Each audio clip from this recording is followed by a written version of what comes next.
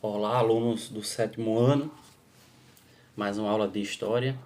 Vamos dar continuidade aqui aos reinos e impérios africanos, que a gente estudou na aula passada. Essa aula de hoje é referente ao dia 13 do 7 de julho, certo? E nas aulas passadas a gente fez já uma introdução em relação aos reinos e impérios africanos. A gente falou de alguns países como o Gana, né, como a Nigéria, e agora a gente vai ver um pouquinho sobre as chamadas rotas transsaarianas. Transsaarianas. Vou explicar essa palavra um pouco complicada.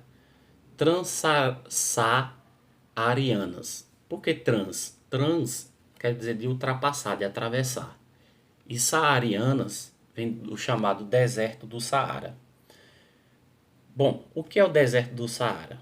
O deserto do Saara é um deserto que fica no norte da África, é o maior deserto do mundo.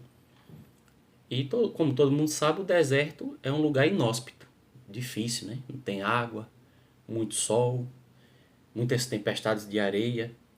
De dia é um calor infernal, à noite um frio quase congelante. E o que é que acontece? Os povos daquela região, eles transitavam por esse deserto. Esse deserto não foi fator de impedimento para que eles pudessem fazer o seu comércio. Então existiam rotas de comércio que passavam pelo deserto do Saara. Por isso ficou conhecido como rotas transsaarianas, rotas comerciais que percorriam o deserto do Saara, ok? Então se eu perguntar em algum exercício na prova, o que eram rotas transsaarianas, vocês colocam. Eram rotas comerciais que percorriam, ou seja, que passavam pelo deserto do Saara. Esse comércio, né, transsaariano, em suas diversas rotas, ligava as várias praças mercantis, ou seja, locais de troca de comércio, com zonas de abastecimento. As minas de sal do deserto do Saara, as regiões auríferas do Sahel e as áreas de extração de pimenta e noz moscada das florestas tropicais. Então, era rota de passagem, tá certo? Esse deserto do Saara era uma rota quase que obrigatória. Eles tinham que transpor o deserto, as dificuldades do deserto, para que eles pudessem comercializar. Onde é que vocês vão ver essas rotas? A partir da página 52 do livro de vocês, certo? Bom, agora mudando um pouco de assunto, saindo de comércio e indo um pouco para a religião, a gente vai falar agora sobre como se deu o islamismo na África. Bom, a religião islã é um pouco diferente do cristianismo. Não vou entrar em detalhes, porque quem tiver dúvida, pergunta ao professor Mendes, que é o professor de religião. Mas o islamismo é uma religião que não acredita que Jesus Cristo é o Messias. Basicamente é isso. Ele acredita que Jesus Cristo foi apenas mais um profeta. Diferente do cristianismo, que acredita firmemente que Jesus Cristo é o Filho de Deus, sendo o próprio Deus participante da Santíssima Trindade, onde existe o Deus Pai, Deus Filho e Deus Espírito Santo, que são três pessoas em uma só unidade de pensamento. Ou seja, Deus, ele é três em um. Bom, o islamismo, ele entrou no continente africano a partir dos países da África do Norte. Como, por exemplo, lá na África do Norte a gente vai encontrar países como Marrocos, o Egito, né? E foi uma das primeiras regiões a ser conquistadas pela expansão inicial árabe-islâmica, que começou ali por volta do século 7 e 8 depois de Cristo. Bom, como é que a gente pode falar um pouco desse islamismo na África? A gente pode falar o seguinte: o islamismo é a religião que possui o maior número de adeptos na África. e o seguido pelo cristianismo. Então tem mais Islã, lá tem mais muçulmano do que cristão na África. Bom, apesar disso, o número exato de pessoas que praticam essa religião é desconhecido, pois as pesquisas demográficas no continente são incompletas.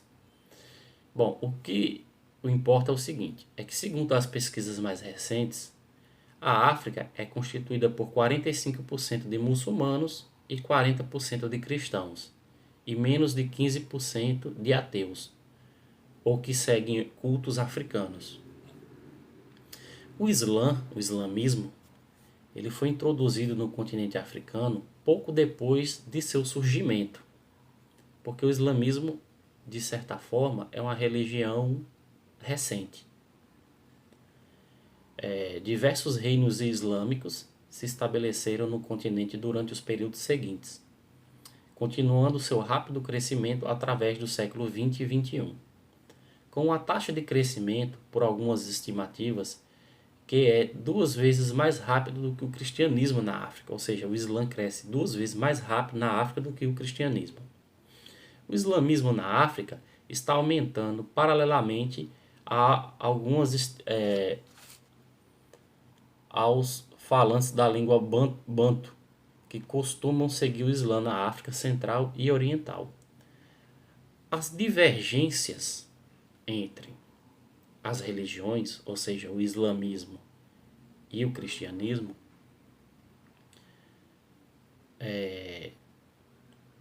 como por exemplo, a gente encontra na Tanzânia, na Nigéria e na Costa do Marfim.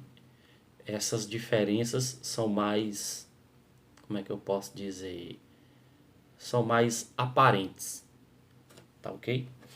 Bom, onde é que vocês vão encontrar isso? Vocês vão encontrar a partir da página 52 do livro de vocês, tá certo? Então vocês abram o livro de vocês e dêem uma olhadinha sobre o islamismo na África. Bom, o Reino de Gana. O Reino de Gana. O que é que a gente pode falar sobre o Reino de Gana? O Império Gana, né, o Reino de Gana, o Império Uagandu, foi um antigo império que dominou a África Central. Ou melhor, a África Ocidental. Durante a Idade Média. Ele era localizado entre o deserto do Saara e os rios Níger e Senegal, muito para o norte do atual país chamado Gana. Antigamente, nesse império do Gana, o governo era monarquia, certo? E os períodos históricos onde ficou marcado esse império Gana se dá entre o século IX e o século XI. Então, praticamente 3 séculos, né, depois de Cristo, claro. Foi um reino importante, porque foi um império importante, porque Gana, até hoje, inclusive tem um país chamado Gana, que vem desse antigo império, não é?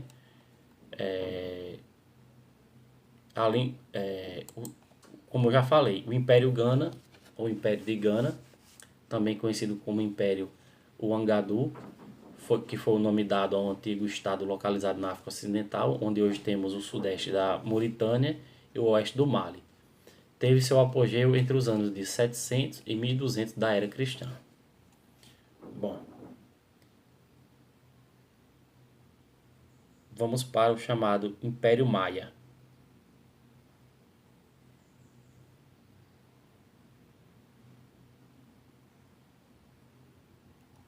Aliás, antes disso, vamos dar uma olhada na cultura, né?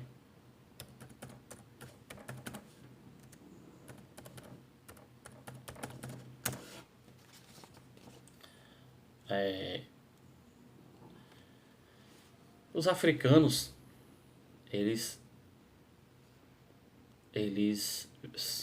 eram divididos em tribos. Ainda hoje, né? Tem muitas tribos.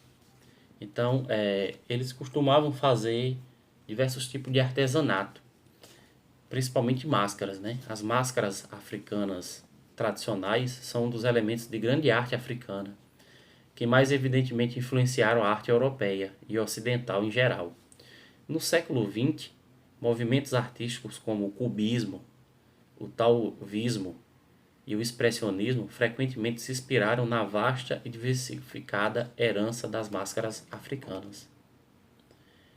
Então a gente pode ver aí que essas máscaras tiveram grande importância também para o comércio africano, certo? E eram considerados artefatos sagrados também para os africanos. Então as máscaras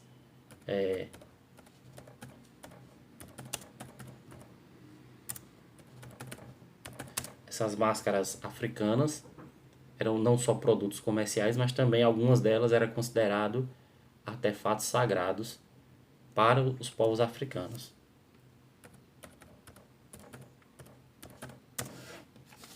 A gente pode observar isso a partir da página 54 aí do livro de vocês. Aliás, página 63, certo?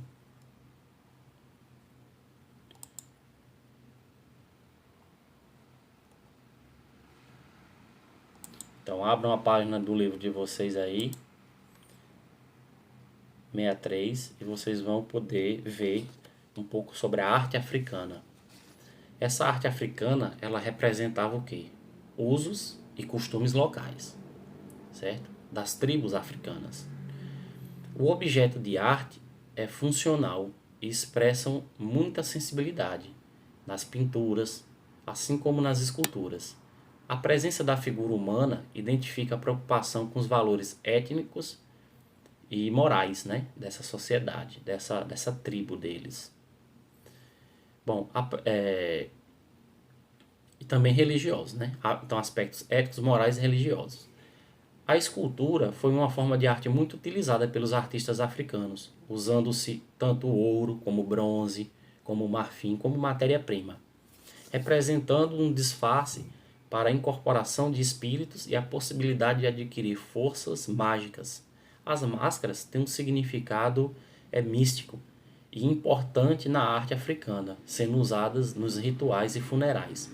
As máscaras são confeccionadas muitas vezes em barro, ou marfim, ou metais, né? O material mais utilizado é a madeira, para estabelecer a purificação e a ligação com a entidade sagrada. São modeladas em segredo, na selva. Visitando os museus na Europa Ocidental, é possível conhecer o maior acervo de arte antiga africana do mundo. Eu não sei se você já assistiu aquele filme chamado O Máscara. Não é? Um filme até de comédia, O Máscara, um personagem. Esse filme, ele fala exatamente sobre o que a gente acabou de falar aqui. O Máscara, a máscara do Máscara, é uma máscara, se vocês prestarem atenção no filme, que vem lá da África e que vem com essa simbologia, né, de sagrado, de mistério, de mágica. Tanto é que o autor protagonista do filme, quando ele bota a máscara, ele se transforma em outro ser, como se fosse um ser mitológico, que faz coisas que um ser humano normal não faz. Então o roteiro desse filme, O Máscara, tem por embrião, né, tem por origem isso que eu acabei de ler para vocês aqui, a da arte africana, não é? O que está por detrás das máscaras africanas. Então, vou encerrar por aqui, né, na aula de hoje, e vou dar, como aula dada, vou pedir para que vocês acessem o livro de vocês na página 63, lá vai tratar desse assunto. Vou postar aula complementar. Esse vídeo aqui é referente à aula do dia 13 de julho, ou seja, mês 7 de 2020, e vai ficar gravada lá disponível para quando vocês quiserem assistir. Vou passar depois aula complementar e exercícios, tá ok? Forte abraço, até a próxima aula, até semana que vem, que será no dia 20, tá ok? Abraço aí para vocês.